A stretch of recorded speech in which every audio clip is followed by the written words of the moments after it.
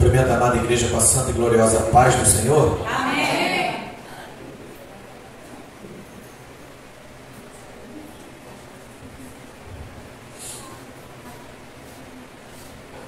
Gostaria que os irmãos abrissem as suas espadas, suas Bíblias Sagradas, no livro de Apocalipse, capítulo 3, versículo 5.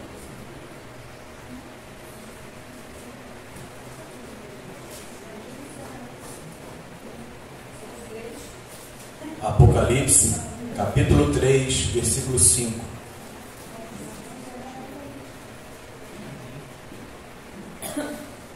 Glorificado e exaltado seja o nome do Senhor.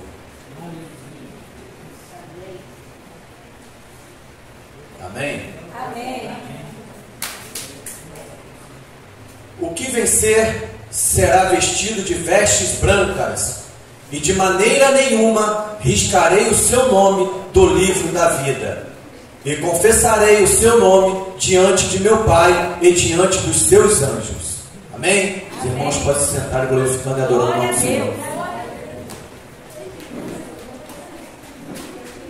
Este versículo, irmãos, faz parte do que o apóstolo João escreveu às 7 igrejas.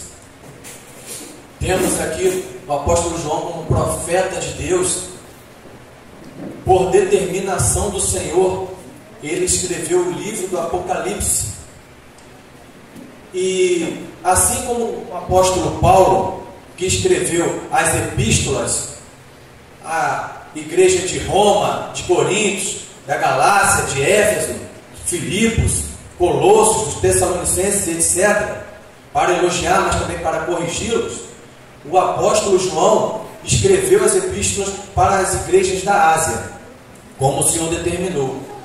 Mas uma coisa houve diferente entre os dois apóstolos. O apóstolo Paulo foi inspirado pelo Espírito Santo para escrever as cartas, no caso as epístolas. O que são epístolas e o que são cartas? Cartas é quando escrevemos algo direcionado a uma pessoa. Por exemplo, Paulo escreveu a Timóteo. Foi uma carta ou foi uma epístola? Foi uma carta. Paulo escreveu a uma igreja. Foi uma carta ou foi uma epístola? Foi uma epístola. Então, quando se escreve a uma instituição, onde quer atingir um povo, uma comunidade, é uma epístola. E no caso dos dois que escreveram as igrejas, eram epístolas, não cartas. Então, quando o apóstolo Paulo escreveu as epístolas às igrejas, ele foi inspirado pelo Espírito Santo de Deus, diferentemente do caso de João, onde João, no início do livro do Apocalipse, vai dizer que estava preso na ilha de Patmos, e ele foi arrebatado em espírito, como diz aqui em Apocalipse, capítulo 1, versículo 10 e 11. Eu fui arrebatado no Espírito, no dia do Senhor. Eu ouvi de trás de mim uma grande voz como de trombeta, que dizia: Eu sou o Alfa e o Ômega, o primeiro e o derradeiro. E o que vês, escreve num livro e envia às 7 igrejas que estão na Ásia: a Éfeso, a Esmirna, a Pérgamo, a Tiatira, e a Sardes, e a Filadélfia, e a Laodiceia. Então esses dois versículos afirmam que João foi arrebatado em espírito e o Senhor ordenou que ele escrevesse o livro e enviasse às 7 igrejas. Ao ler essas epístolas enviadas por João, 3 coisas me chamaram bastante atenção. A primeira delas é que em todas as epístolas tem algo em comum. Está escrito o que vencer, a quem vencer ou ao que vencer. Em Apocalipse 2, 7 vai dizer: ao que vencer, dar-lhe-ei a comer da árvore da vida, que está no meio do paraíso de Deus. Em Apocalipse 2, 11 vai dizer: o que vencer não receberá o dano da segunda morte. Em Apocalipse 2,17, Ao que vencer, darei a comer do maná escondido, e dar-lhe uma pedra branca, e na pedra um novo nome escrito, o qual ninguém conhece, senão aquele que o recebe. Em Apocalipse 2:26, e ao que vencer e guardar até o fim as minhas obras, eu lhe darei poder sobre as nações. Em Apocalipse 3:5, o que vencer será vestido de vestes brancas, e de maneira nenhuma riscarei o seu nome do livro da vida, e confessarei o seu nome diante do meu Pai e diante dos seus anjos. Em Apocalipse 3:12, a quem vencer, eu o farei coluna no templo do meu Deus, e dele nunca sairá. Escreverei sobre ele o nome do meu Deus e o nome da cidade do meu Deus, a nova Jerusalém, que desce dos céus, do meio de Deus, do meu Deus, e também o meu novo nome. Apocalipse 3:21, ao que vencer, lhe concederei que se assente comigo no meu trono, assim como eu venci, e me assentarei com meu Pai no seu trono. Então, irmãos, vimos que todas as 7 epístolas têm algo em comum: o que vencer, ao que vencer e o que vencer. E o que o Senhor quis? Qual o objetivo do Senhor em falar essa frase, esse algo em comum para as 7 igrejas? Isso deixa bem claro que temos que chegar até o fim. Não adianta iniciar uma caminhada com Cristo, andar tantos anos na presença do Senhor, e no final da nossa vida a gente se desviar, a gente cair. Não importa qual é a luta, não importa qual é o vale, não importa o que você ou eu estamos passando, temos que perseverar até o fim. Se queremos ser vencedores, se queremos ser salvos, temos que chegar até o fim, assim como Paulo. Então, outra coisa que me chama ainda a atenção, que todas as igrejas têm o que vencer. Muitos de nós, às vezes, olhamos para outras denominações e nos achamos melhor, e devido à nossa natureza humana, a gente começa a julgar. A igreja da parede preta, igreja assim, a igreja assada, lá só tem perdido, lá só... Não, irmãos. Em todas as igrejas, todas, haverão os vencedores, como também todas haverão aqueles que não irão vencer, porque a palavra diz: se tiver 2 no campo, um ficará. Então todas elas haverão vencedores, e haverão também aqueles que não alcançarão a salvação. Então, antes de julgarmos qualquer denominação, temos que olhar primeiramente para nós mesmos, depois para a nossa igreja, a nossa denominação. O que eu estou fazendo pela minha denominação, para que a minha denominação, a minha igreja possa melhorar, possa ter um espírito de união, um espírito que todos possam ser salvos. Então, que possamos cada um de nós refletir e fazer cada um a nossa parte.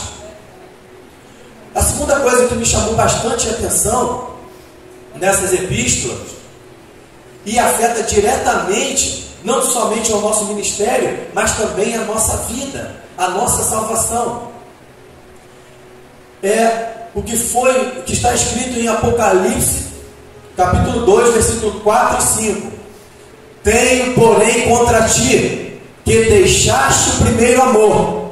Lembra-te, pois, de onde caíste, e arrependa-te, e pratica as primeiras obras. Quando não, brevemente a ti virei, e tirarei do seu lugar o teu castiçal, se não te arrependeres. Irmãos, isso é muito sério,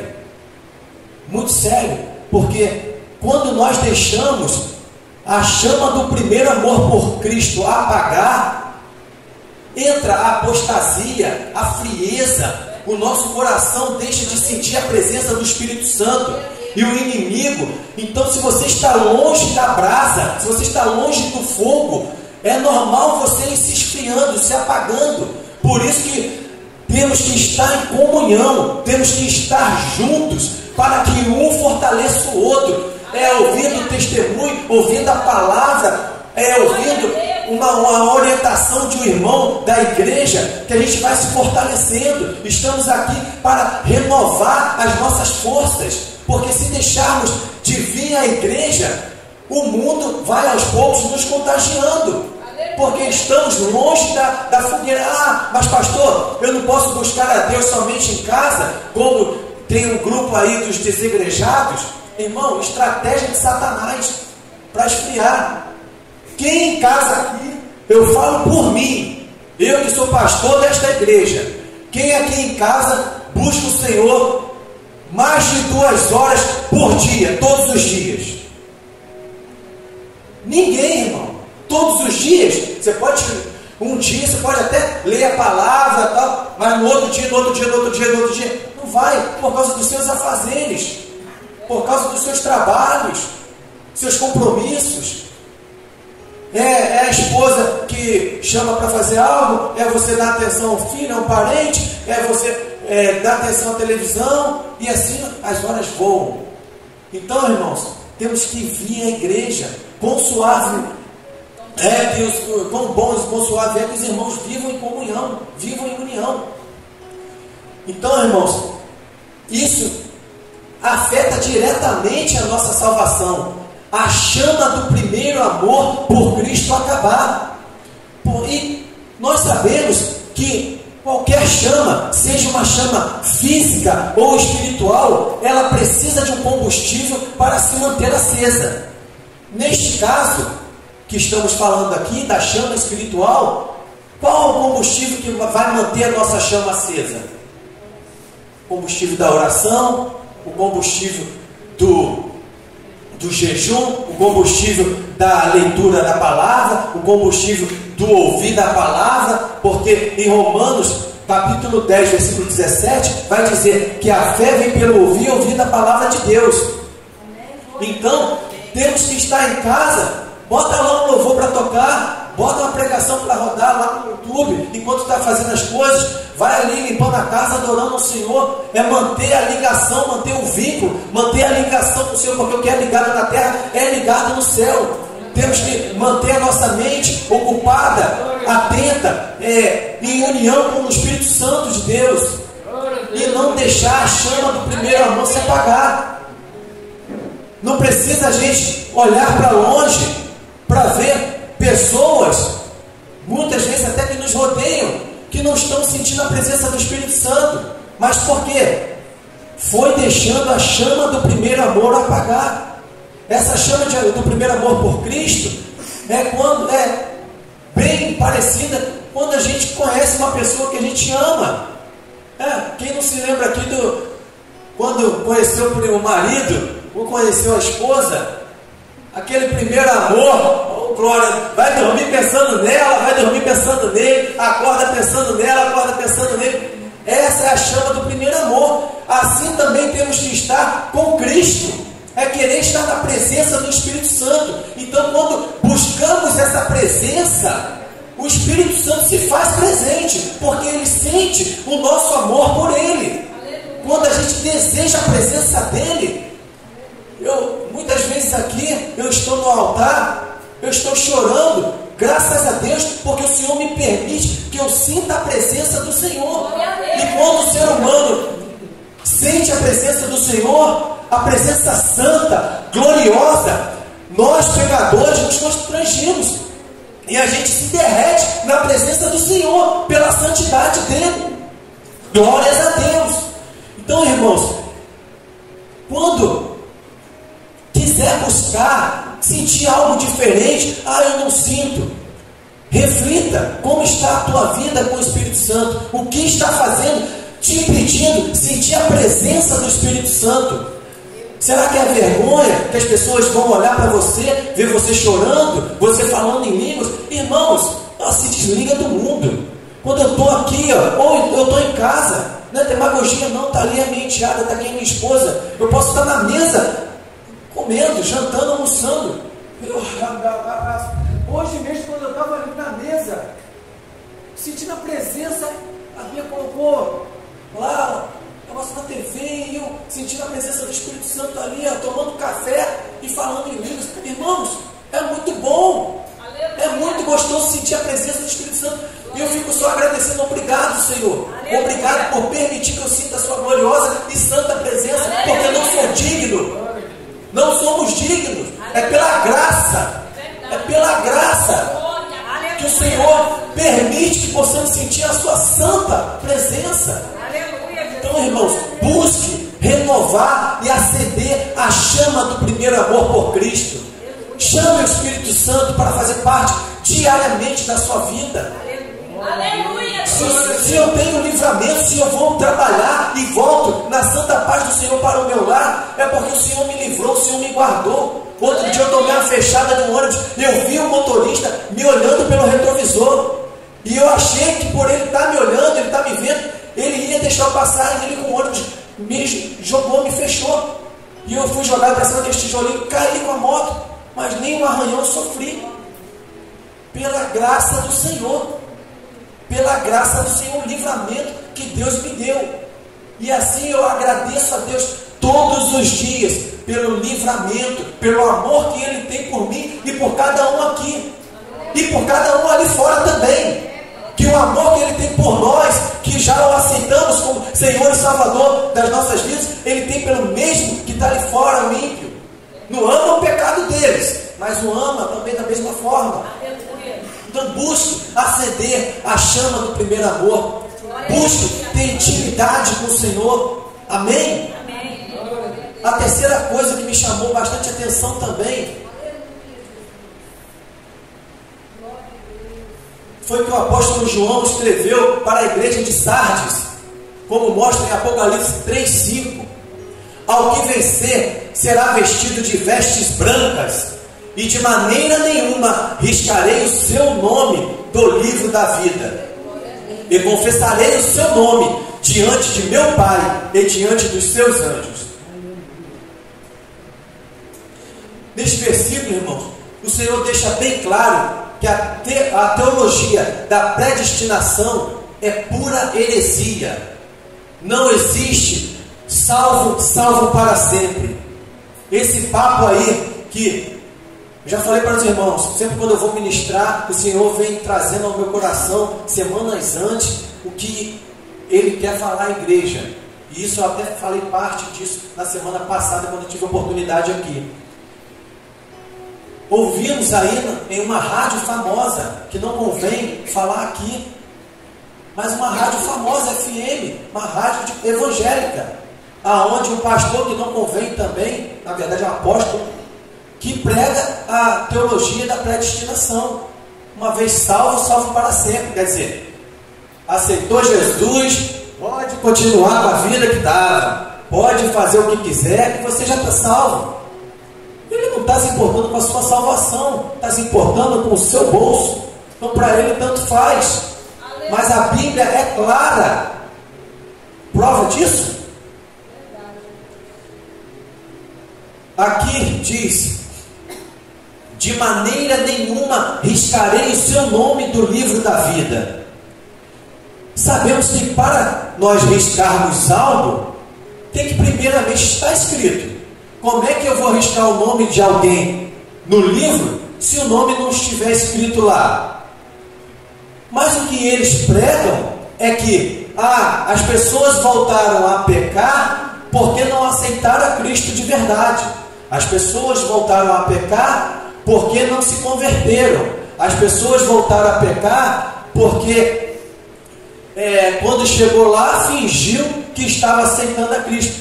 Irmãos, será que o Senhor, com a sua onisciência, Ele iria escrever o nome de alguém que não esteja ali no ato da confissão, aceitando verdadeiramente o Senhor? Claro que não, porque em Romanos capítulo 10, versículo 9, vai dizer: a saber, se com a tua boca confessares, se com a sua boca confessares ao Senhor Jesus, e em teu coração creres que Jesus o ressuscitou dos mortos, será salvo. Então a palavra é clara. temos que fazer a confissão com a boca, mas temos que crer em nosso coração. Não adianta chegar ali e falar da boca para fora que está aceitando o Senhor como Senhor e Salvador da sua vida, para, sei lá, para enganar a mulher. Eu fui lá, tá vendo? Já aceitei a Jesus. Ou para mostrar para amigos que já aceitou o Senhor, se no coração dele não está verdadeiramente aceitando. Então, irmãos, quando foi dito aqui, foi dada a oportunidade e foi lido: vinde a mim todos os que estão cansados e sobrecarregados. Muitas vezes ouvimos aí, está escrito na Bíblia, vinde a mim como estáis. Me mostra onde está escrito isso na Bíblia, porque não, na minha não está. A minha não é vinde a mim como estás, não. A minha está escrito: vinde a mim os que estão cansados e sobrecarregados, que eu vos aliviarei, porque o meu fardo é suave. Então, irmãos, não é qualquer, temos que realmente crer no Senhor e com a nossa boca confessar, porque a Bíblia também diz que o anjo do Senhor está ao nosso redor e o inimigo está ao nosso derredor, bramando como leão. Então, estamos rodeados de uma grande testemunha, uma nuvem de testemunhas. Essa nuvem de testemunhas é espiritual. Temos que confessar com a nossa boca que estamos aceitando o Senhor como nosso Senhor e Salvador. Então, irmãos, há um processo, não é de qualquer maneira. Então, essa teologia da predestinação, que fala que aceitou, está salvo para sempre, é pura heresia. Em Êxodo, capítulo 32, versículo 32 e 33, vai dizer: agora, pois, perdoa o seu pecado, senão risca-me, peço-te, do teu livro, que tens escrito. Então disse o Senhor a Moisés: aquele que pecar contra mim, a este riscarei do meu livro. Este versículo está no contexto aonde Moisés tinha subido no Monte Sião, tinha recebido as leis, os 10 mandamentos. Enquanto Moisés estava lá com o Senhor, o povo que tinha saído do Egito, que estava acostumado à idolatria, pediu para Arão, irmão de Moisés, para construir algo físico que eles pudessem adorar. E construíram um bezerro de ouro. E Moisés desceu todo feliz, com as tábuas da lei nas mãos, os 10 mandamentos.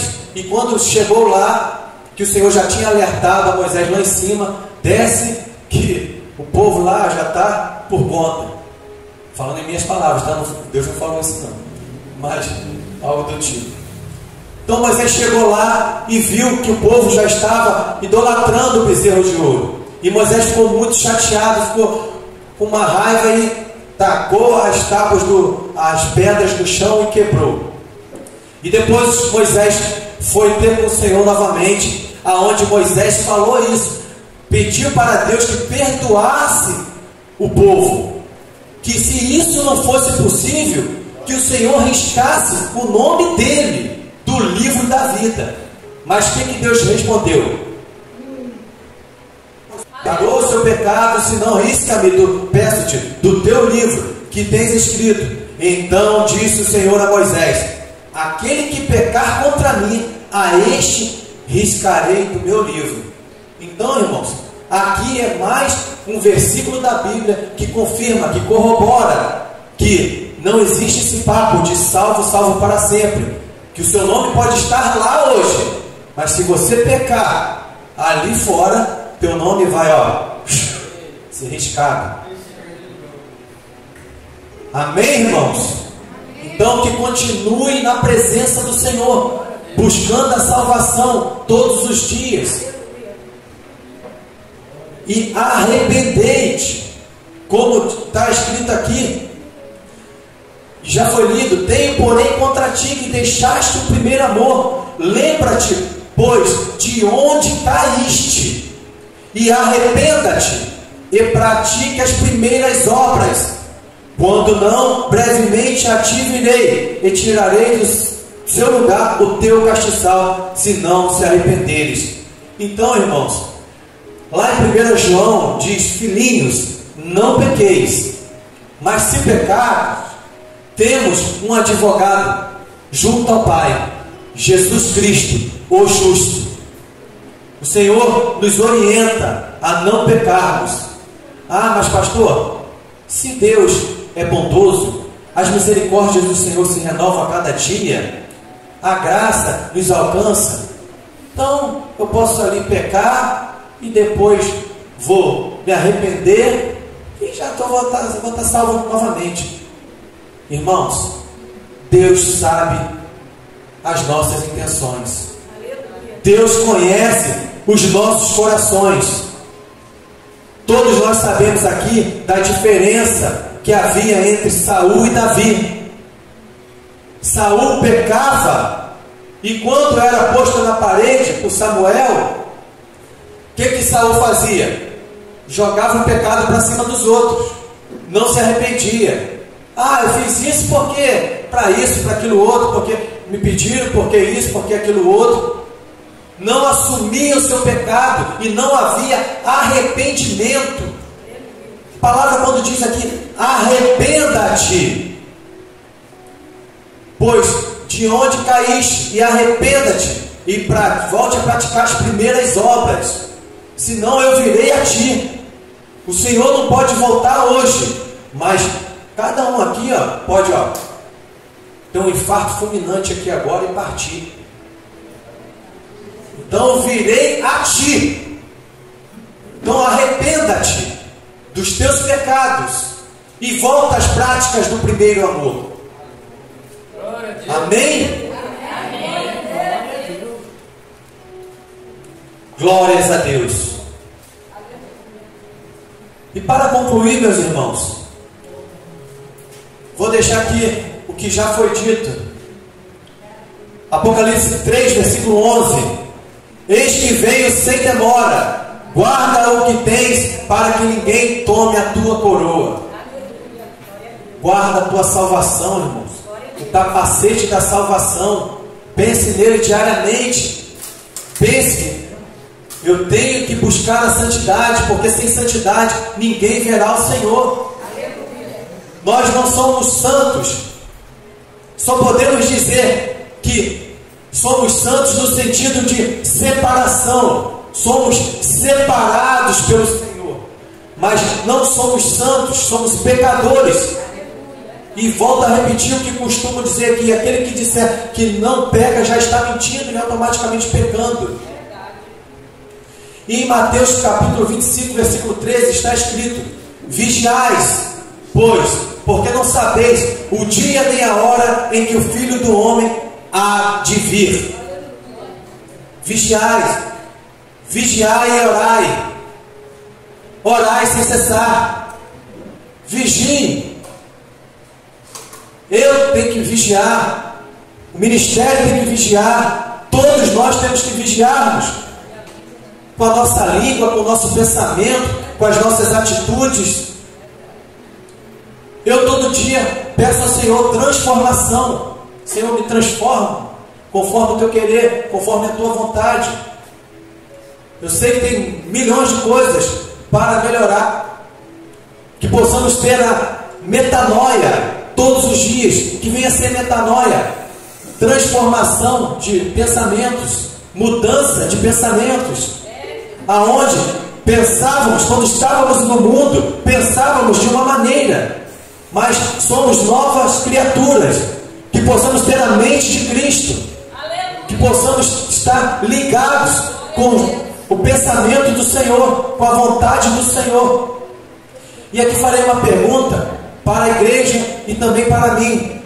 Não precisa ninguém responder. Se o Senhor voltar hoje, ou se nós morrermos hoje, agora, estamos preparados para encontrar o Senhor?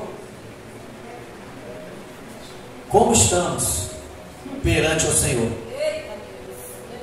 Não precisa responder, mas eu gostaria que os irmãos voltassem para as suas residências logo mais, refletindo nisso.